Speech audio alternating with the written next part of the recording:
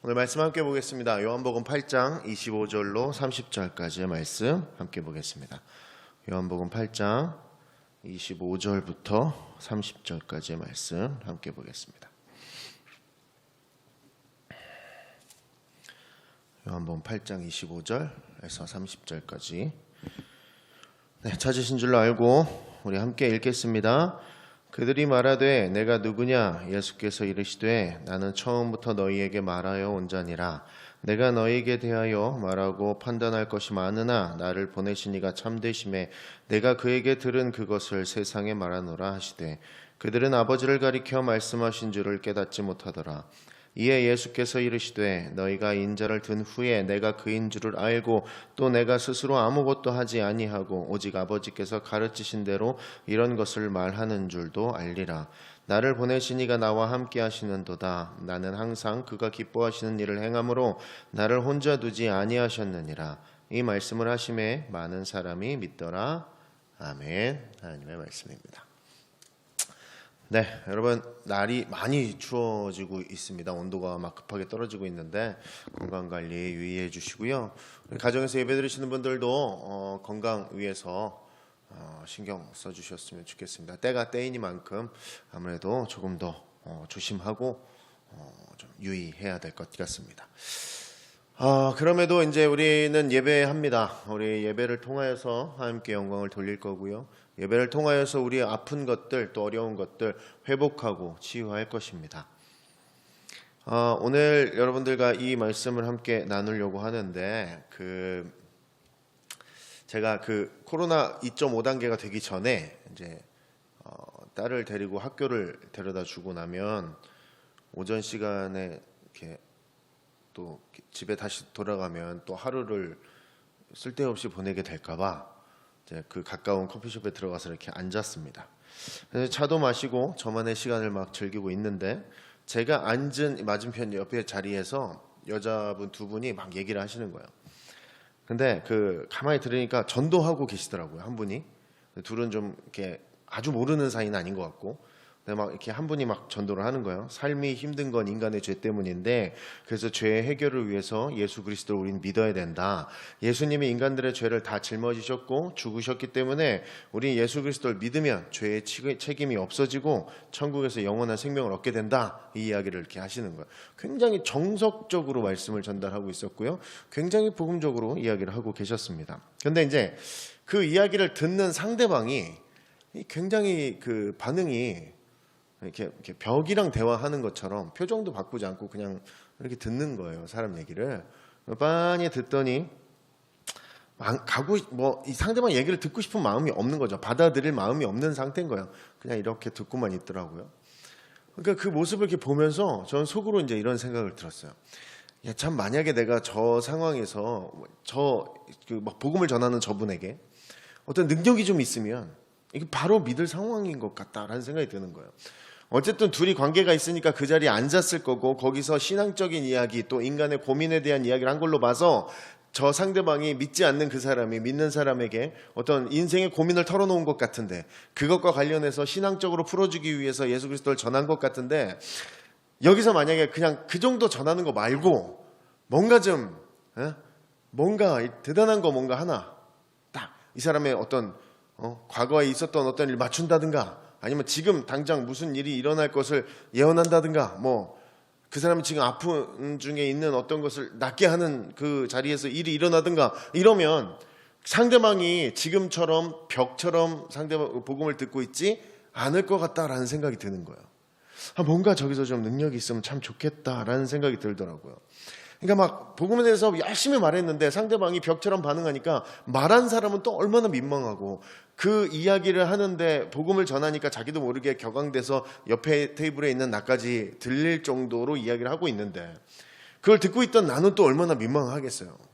야, 이게 참 복음을 전한다는 게 쉽지 않은 시대인 건 알지만 이건 참 너무하다라는 생각이 들었어요. 그러면서 나에게 하나님이 좀 능력을 주셨으면 나에게 하나님이 어떤 능력을 뭐라도 좋으니까 하나 주셨으면 그러면 내가 저 사람이 전도하는데 좀 도울 수 있었을 텐데 그리고 내 주변에 있는 사람들을 전도할 때 내가 조금 힘을 낼 수 있었을 텐데 이런 생각을 하게 되었습니다. 내가 만약에 조금 더 높은 자리에 좀 앉아있는 어떤 위치에 있는 사람이고 말에 힘이 있는 자리에 있다거나 아니면 성경의 지식이 지금보다 풍부하거나 아니면 영적인 능력이 조금 있었으면 대단한 건 바라지 않고요. 조금만 있었으면 그것에 대한 바람이 막 많다 보니까 나에게 부족한 것이 많구나라는 걸 계속해서 깨닫게 돼요. 그리고 나서 이제 나는 하나님이 이런 능력을 나에게 주지 않으신 거 보니까 나는 이런 쪽으로 전도하는 건 좀 아닌가 보다라는 생각을 종종 하게 되었습니다.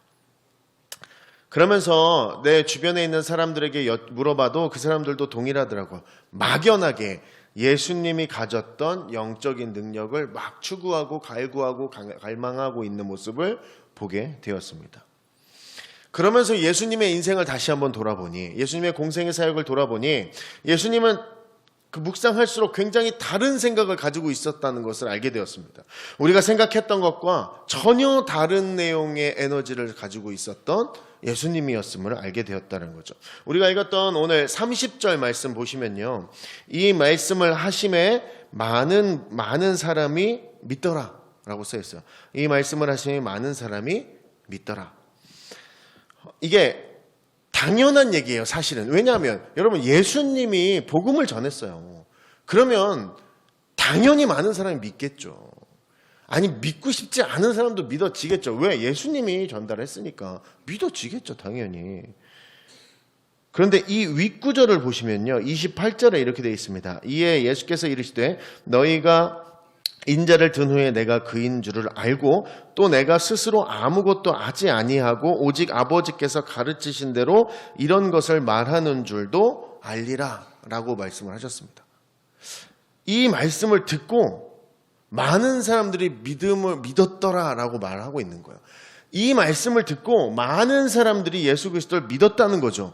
아니, 우리들이야 원래 믿어왔으니까 이 말씀을 듣고 믿음이 아멘 하면서 믿을 수 있겠지만, 지금 이 사람도 믿음이 없는 사람들이 다른 것이 아니라 너희가 인자를 든 후에 내가 그인 줄을 알고 또 내가 스스로 아무것도 하지 아니하고 오직 아버지께서 가르치신 대로 이런 것을 말하는 줄도 알리라. 이 말을 듣고 많은 사람들이 믿었다라는 거죠. 이거는 예수님께서 기존에 해오셨던 전도 방법과 전혀 다른 모습입니다. 예수님께서 전혀 다른 방식으로 어떤 새로운 에너지를 가지시고 하나님의 또 복음을 전파하고 있는 모습입니다.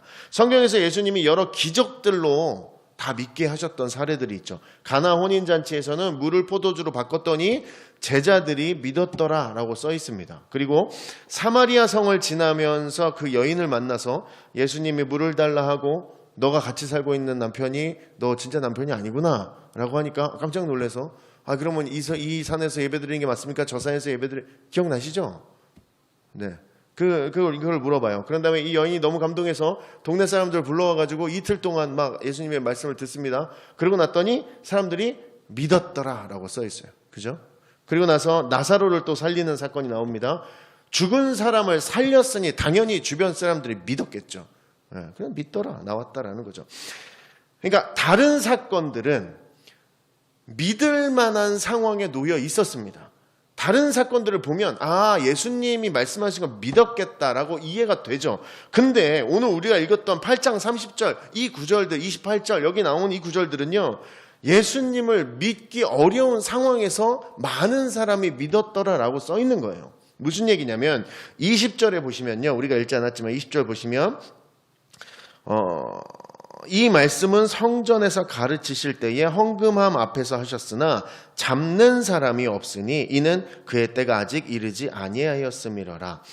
사람들이 예수님을 잡아갈까 말까를 고민하고 있는 상황이었습니다. 예수님을 잡으려고 하는 사람들 속에서 아무런 기적도 일어나지 않고 어떤 신비한 능력도 없이 그냥 예수님을 믿게 했다라는 거죠. 사람들이 예수님을 믿었다라는 거예요. 우리가 이 부분에 지금의 시대를 살면서 집중해야 될 때입니다. 우리가 하나님의 일들을 감당할 때 요것만 있었으면 좋겠다 하는 우리의 어떤 능력들이나 힘이 있죠. 우리가 생각하는 그것만 있으면 더 많은 사람들을 믿게 할 수 있을 것 같고, 그것만 있으면 우리 교회 좀 더 부흥할 것 같고, 그것만 있으면 나로 인해 세워지는 하나님의 사람들이 많아질 것 같은데 라는 생각을 하는 것들. 예수님도 신비한 일을 하셨습니다. 죽은 사람도 살리셨죠. 근데 예수님은 그 능력을 많은 사람들이 믿게 하는데 사용하신 것이 아니었다라는 거죠. 무슨 사람들이 갑자기 변화해가지고 막 하나님을 믿겠다 그러고 막 이런 거를 원하지 않으셨다라는 거예요. 나사로를 살렸으니까 많은 사람들이 믿었죠. 그런데 거기에 따른 문제도 생겼습니다. 어떤 문제가 생겨요? 예수님이 나사로를 살린 걸 보고 그걸 보고 믿은 사람도 많았는데 죽은 사람을 살리는 모습을 보고 예수님을 죽여야겠다고 작심한 사람들도 생기기 시작했다라는 거죠. 많은 사람들을 믿게 하기 위한 목적으로 나사로를 살리셨으면 죽이려는 사람은, 예수님을 죽이려고 마음먹는 사람이 없었어야죠. 그런데 그러지 않으셨다라는 거죠. 예수님은 사실은 이런 문제에 있어서는 별 관심이 없으셨다는 거예요. 무슨 얘기냐면 이런 겁니다. 예수님이 병자를 고치고 귀신을 쫓은 상황, 그 상황에서 그 일을 이루어내게 만들어낸 거, 병자를 고치시고 귀신을 쫓으신 이유는, 그 마음의 중심은 본인의 능력을 통해서 더 많은 사람을 믿게 하고자가 아니라 그 사람의 연약한 능력, 그 사람의 부족함, 그 사람의 어려움을 함께 짊어지신 겁니다. 그 사람이 아파서 괴로워하는 그 아픔에 대한 안타까움을 함께 짊어지신 겁니다. 그 아픔을 같이 하시는 거죠. 그 사람이 너무나 괴로워하는 그것들 같이 괴로워해 주는 자리로 들어가셨다라는 거예요. 간단하게 말하면 이런 겁니다. 그 사람을 보고 마음이 불편하셨다라는 거죠. 그 사람을 보고 안타까웠다라는 거예요. 그래서 고쳐주셨다라는 거죠. 능력을 통해서 누군가를 믿게 하기보다는 그 죽어가는 영혼이 안타까워서 그 영혼에게 손을 내미셨다라는 거예요. 여러분, 믿는 사람이 많게 하기 위해서 예수님께서 어떤 막 능력을 막 나타내신 게 아니다라는 거죠. 예수님을 생각하면 우리는 하나님의 아들이니까 당연히 뭐든지 할 수 있기 때문에 그럴 수 있다라고 생각할 때가 있어요. 그래서 우리가 할 수 없는 것들을 예수님이니까 할 수 있었구나라고 생각할 때가 있다라는 거죠. 여러분, 근데 진정한 하나님의 일을 위한 예수님의 힘은 신적인 모습에서 나타나지 않았습니다. 온전히 인간적인 상황에서 위대한 일들이 일어났다라는 거죠. 예수님의 가장 큰 사역은 병을 낫게 하거나 죽은 사람을 살린 것이 아니죠. 진짜 위대한 사역은 우리가 다 알고 있는 그 십자가 사건이죠. 죄사함의 사건입니다. 그 죄값을 대신 치른 것이 위대한 사역이었고 진정한 사역이었습니다.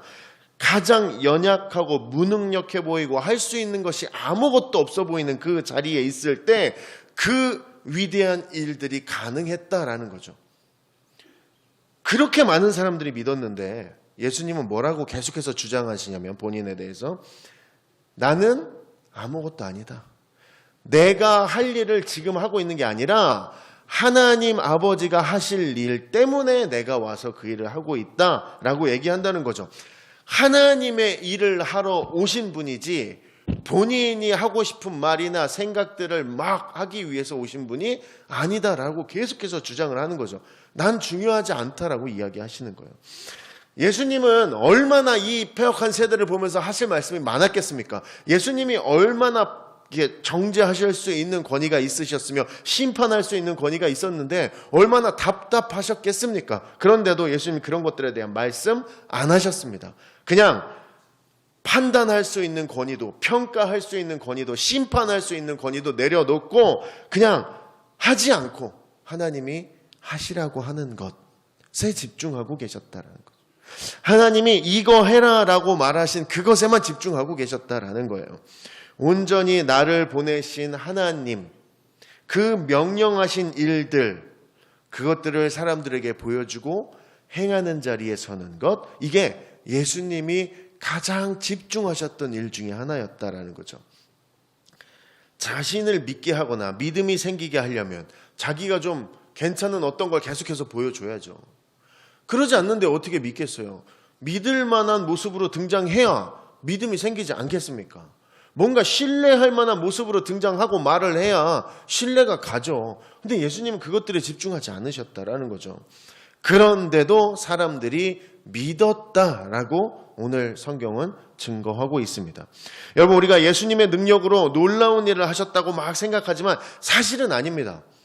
인간적인 관점에서 보면 예수님이 하셨던 대부분의 사역은 사실은 완성된 상태로 끝난 사역이 없습니다.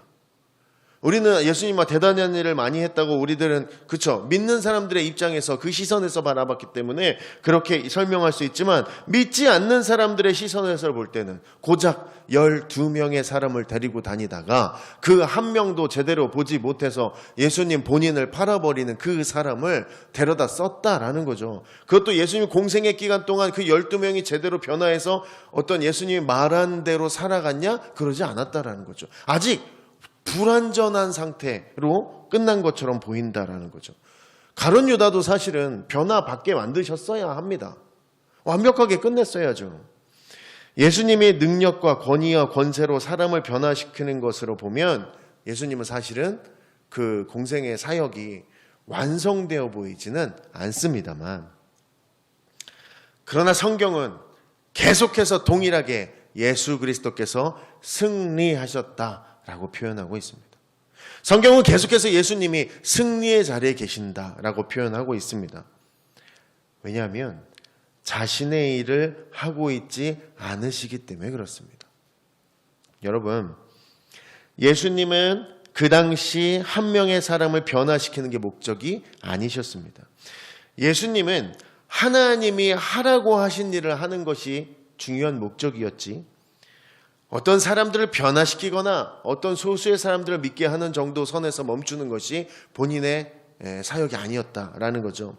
예수님 할 말 많으시고 능력도 많으셨지만 하나님이 하라고 하신 것, 하나님이 보여주신 상황 속에서만 움직이셨다라는 거죠. 본인을 따르는 무리들이 많으면 솔직히 그 무리를 베이스로 해서 어떤 일을 벌일 수 있잖아요. 그리고 그런 상상을 할 거 아니에요. 기본적으로 뭐 따르는 사람이 뭐 1000명 100명, 요즘에 그 유튜브 아시죠? 유튜브 크리에이터 아세요? 유튜브 방송하는 사람들 있잖아요. 개인 방송 100만 명이 되잖아요, 시청자가. 그럼 직업을 다 때려치고 그거 열심히 해야 된답니다. 100만 명만 따라도 기존에 하던 일을 멈춰도 돼요, 지금 세상은. 근데 예수님 때는 진짜 막 죽은 사람 살리고 막 이렇게 가시면 막 쫙, 그죠? 엄청났을 거 아니에요. 그러면 그 사람들을 베이스로 해서 무슨 일을 하실 법도 한데 예수님이 그런 거 생각 안 하셨다는 거. 오히려 그 사람들에게 피해서 어딘가 자꾸 홀로 계셨다는 거죠. 그 무리들에게 함께 막 이렇게 돌아다니실 거 아니라 거기서 이제 벗어나서 혼자 계셨다라는 거죠. 예수님은 누구를 믿게 하거나 어떤 사람을 변화시키는데 중점하지 않으셨고요. 하나님의 사랑을 전달하는 것에 집중하고 계신 사역을 하셨습니다. 그래서 사람들이 어떤 반응, 어떤 피드백이 오든 관심이 없으셨습니다. 정말 관심이 없는 분처럼 신경 쓰지 않으셨습니다. 예수님은 하나님의 걱정거리로 남아 계시려고 하지 않으셨다라는 거죠. 예수님은 계속해서 본인이 감당할 수 있는 정도를 하나님이 보여주셨다고 믿으셨는지 계속해서 움직이셨습니다. 자신이 하나님의 사랑을 전달할 수 있는 자리라면 그 자리가 어떤 상황이든 그 현장을 놓치지 않으셨습니다. 항상 예수님은 불쌍한 마음을 가지고 그들을 바라봤다라는 거죠. 사람들을 바라보며 긍휼한 마음으로 바라봤고요. 그 사람들에게 도움을 줄 수 있는 것들, 다만 그것도 하나님이 보여주신 상황 안에서 그 일들을 감당해내셨다라는 겁니다. 청년부에서도 함께 나눴던 말씀인데요. 며칠 전에 저희 딸이 지금 건 한 달째 밖에를 못 나가고 제주도에서 할머니가 올라오셔가지고 둘이 이제 하루 종일 있어요. 하루 종일 집에만 있다가 엄마 오면 엄마 왔다. 그리고 끝이에요. 이제 엄마도 피곤하니까 씻고 이제 그 한 2분 즐겁고, 아빠 오면 아빠 왔다. 그것도 한 3분 즐겁고 아빠 또 씻고 또 쓰러지고 뭐 이러니까 얘의 삶이 막 너무 점점 피폐해져 가는 거예요. 그래서 너무너무 불쌍해서 아리나 너무 힘들지? 그러니까 쳐다보는 거예요. 어디 나가지도 못하고 어디 데려다 주지도 못하고 그래서 너무 미안하다. 너무 힘들지만 좀 참아봐 얘기했더니 예상치 못한 대답을 해가지고 온 집안 식구가 다 뒤돌아서 있었던 기억이 납니다. 뭐라 그랬냐면 이 녀석이 아빠 나 괜찮아요. 아빠 엄마 할머니 모두 나 사랑해 주는 거 알아요. 나 이런 거 괜찮아요. 얘기하는데 눈물이 자꾸 날라가가지고 그냥 다들 뒤돌아 서 있는 거예요. 이렇게 엄마 할머니 저 다 등지고 서 있는 거예요. 그러면서 여러분 그날 잠을 자려고 눕는데 머릿속에 이런 생각이 드네요. 제가 고1 때부터 신앙했거든요. 고1 때부터 하나님 믿겠다고 이제 고백하고 막 지금까지 왔는데 제가 지금껏 살면서 하나님께 안 했던 말 한마디가 있어요. 그 이 말인 것 같아요. 하나님, 이번엔 괜찮아요 라는 말을 한 번도 해본 적이 없어요. 만약에 내가 정말 힘들다고만 징징댔지, 하나님 나 진짜 이거 어떡하라고 지금, 나 이 사람 어떻게 믿게 합니까? 뭐라도 주셔야지 믿지 않겠습니까? 라고 했던 나의 모습이 너무 창피하게 보이는 거예요. 하나님 나 이번엔 괜찮아요. 이번 사건 괜찮아요. 2020년 괜찮아요. 하나님 이 정도는 괜찮아요. 다른 거 신경 써주세요. 하나님 저 많이 사랑해 주시잖아요. 이렇게 말할 수 있었는데 제가 그동안 그걸 못하고 살았더라고요. 신앙생활 오래 하고 나름 자부심도 좀 있었는데 그거 다 쓸데없는 거더라고요. 내가 하나님의 걱정거리로 살고 있었던 건 아닌가라며 나의 삶을 돌아보게 되었습니다. 여러분, 더 말하고 싶은 거, 더 보여줄 수 있는 거, 남들보다 더 잘해낼 수 있는 거, 그런 거 그냥 놔두는 겁니다. 하나님이 하라고 하신 것만 잘하게 말하고, 하나님이 보라고 하신 것 보고, 하나님이 전하라고 하신 것만 전하는 겁니다. 부족해도 괜찮습니다. 하나님이 힘들지 할 일도 많았을 텐데 이번에 그 말씀 전하냐고 고생했다. 아니요, 하나님 이번엔 괜찮습니다. 이번에는 괜찮아요. 하나님 나 사랑해 주시잖아요. 그러면서 나를 좀 돌아봐야 될 것 같습니다. 나에게 이런 능력이 있으면, 나에게 하나님 예수님께서 하셨던 그런 능력이 있으면 내가 진짜 사람들을 진짜 믿는 데 사용할 것이냐, 나를 돌아봐야 된다는 거죠. 내 능력이 많고 적음에 따라서 상대방이 믿고 안 믿고가 아니라는 거죠. 그 사람이 안 믿는 것은 나의 능력이 있고 없고와 상관이 없습니다. 그들의 눈은 멀고 마음이 완고해서 그들이 믿지 않는 겁니다. 내 능력, 내 권위, 내가 가진 돈, 내가 가진 지식 때문에 믿지 못하는 것이 아니라 하나님의 일을 할 때 능력을 막 나타내는 사람들은요, 계속해서 이런 생각해요. 뭔가 세상을 짓누를 만큼 어마어마한 어떤 능력을 자꾸 바래요. 근데 그 능력은 사실 중요한 능력이 아닙니다. 말씀을 전달하고 또 이 코로나 시대를 살면서 너무나 말씀을 전하기 어려운 세상인데, 이때 하나님만을 바라보며 하나님께서 하라고 하신 그 일들을 감당할 수 있는 능력은 순종과 성실함입니다. 하나님 앞에서 하나님이 하라는 것에 집중하고 하나님이 들으라는 것에 집중하며 하나님이 움직이라라고 하신 것에 움직일 수 있는 그 성실함과 순종이 중요하다라는 것이죠. 하나님의 말씀을 자꾸 들으려고 하는 나의 마음이 중요합니다. 그래서 사실은 하나님의 사역을 해나갈 때 열매와 결과는 사실은 우리의 책임이 아닐 수도 있습니다. 무슨 얘기냐면, 내가 하나님의 중심을 잃지 않고 하나님께랑 붙어서 하나님께서 하라는 것만 열심히 집중하며 그것들의 시선을 맞추면 그 결과는 당연하게 따라오는 것이다 라는 것이죠. 예수님이 다 그렇게 해서 사역하십니다. 예수님의 사역의 모습들 보시면 단 한 번도 사람을 많이 믿게 하기 위해 어떤 능력을 드러내시는 모습이 없습니다. 우리를 구원하신 능력, 예수님께서 제일 힘으로 가졌던 능력은 순종하심과 성실하심이었습니다.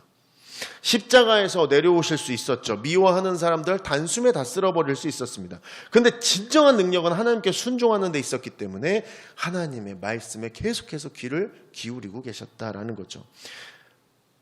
예수님이 본인의 일을 하기 위해 이 세상에 오신 분이 아니구나라는 것을 사람들이 알게 만들었다라는 거죠. 하나님의 일을 하기 위해서 저분이 이 땅에 오셨구나를 모두가 알게 하기 위해서 예수님은 순종과 성실함이라는 힘으로 십자가 사건을, 또 십자가 은혜를 우리에게 베푸실 수 있었다라는 것이죠. 여러분, 우리들이 하나님을 하기에 지금 상황에 부족함이 없는 상황입니다. 우리는 지금 예배도 제대로 드릴 수 없다고 얘기하고 온라인 예배로 해야 하며 사람들이 모이기도 어렵고 어디 가서 누군가에게 말씀도 전하기 어렵고 제대로 된 신앙생활다운 신앙생활 못하고 있지 않습니까? 라고 얘기할 수 있겠지만, 하나님 입장에서, 그리고 오늘 말씀을 볼 때 우리 삶에 하나님의 일을 하기에 지금 우리는 부족한 상태가 아닙니다. 우리들이 빛나려고 하면 부족할 겁니다. 내가 뭔가 능력을 좀 막 내려고 하면 여전히 연약하고 부족한 나를 바라보게 될 겁니다. 그들을 변화시키려고 하면 내 부족이 더 많이 드러날 겁니다. 내가 뭔가 나의 이름을 통하여서 뭔가 업적을 남기려고 하면 부족이 계속해서 느껴질 것입니다. 그런데 이런 모든 삶의 중심에서 우리가 벗어나야 됩니다. 예수님께서 하셨던 그 모습들을 우리가 바라볼 수 있어야 된다는 것이죠. 예수님 시대에 살아가시면서 믿지 않는 사람이 더 많았고 이상하게 믿는 사람이 더 많았으며 욕하고 핍박하는 사람이 더 많은 시절이었습니다. 그런데 예수님은 그 자리에서도 믿을 수 없을 것 같은 기적도 보이지 않으신 상태에서 사람들을 믿게 하셨다라는 거죠. 많은 사람들이 믿었습니다. 말씀만으로. 여러분, 나의 삶에 하나님의 말씀을 들으려고 해야 합니다. 그 마음에 귀를 기울여야 하고요. 하나님께서 말씀하신 그 일대로 살아내기만 한다면 그 일 이후에 놀랍고 아름다운 하나님의 일들을 우리 삶에서 만나게 되실 것입니다. 2020년 이제 마무리 잘 해야 됩니다. 이제 진짜 너무 얼마 안 남았습니다. 코로나 시대를 겪었고 경험해보지 못한 세상을 살다 보니 우리들은 자칫 오해하고 있는지도 모릅니다. 마치 우리에겐 지금 할 수 있는 것이 없는 것처럼 오해하고 있는 것은 아닌지 우리의 삶을 좀 돌아봐야 되겠습니다. 우리들에게 능력은 이미 있습니다. 이미 하나님의 할 일을 하기에 우리는 부족함이 없는 상황입니다. 순종과 겸손과 성실함이란 능력은 이미 우리에게 있습니다. 그러면 여러분, 누구에게나 허락된 이 능력의 자리에서 예수 그리스도를 닮아가며 살아가려는 우리의 삶의 모습이 있어야 된다는 것이죠. 순종과 성실함이 우리의 삶을 가득 메울 때에 하나님께서 하시고자 하는 일들을 우리의 삶의 자리에서 만나게 되실 겁니다. 그것들을 만났을 때, 내가 그 일들을 감당하고 있음을 깨달았을 때, 내가 하나님께서 보내신 자리에 섰다라는 확신이 드는 그 은혜의 순간이 있다면 내게 부족함이 없음을 고백하시고 하나님께 감사로 영광을 돌리는 우리가 되었으면 좋겠습니다.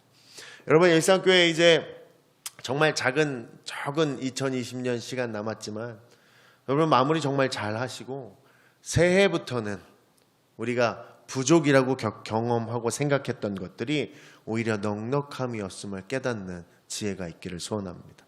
그런 은혜가 저와 여러분에게 분명하게 있기를 주의 이름으로 축원합니다.